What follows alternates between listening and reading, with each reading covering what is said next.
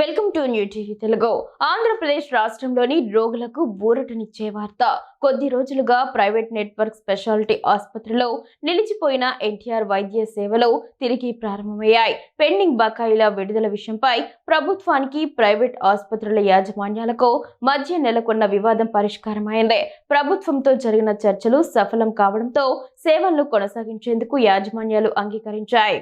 గత కొంతకాలంగా తమకు రావాల్సిన బకాయిలను వెంటనే విడుదల చేయాలని ప్రైవేట్ నెట్వర్క్ స్పెషాలిటీ ఆసుపత్రులు ప్రభుత్వాన్ని డిమాండ్ చేస్తున్నాయి. ఈ విషయంలో ప్రభుత్వం నుంచి సానుకూల స్పందన రాకపోవడంతో ఎన్టీఆర్ వైద్య సేవలను నిలిపివేస్తున్నట్లు ప్రకటించారు. దీంతో రాష్ట్ర వ్యాప్తంగా పేద మధ్యతరగతి రోగులు తీవ్ర ఇబ్బందులు ఎదుర్కొన్నారు.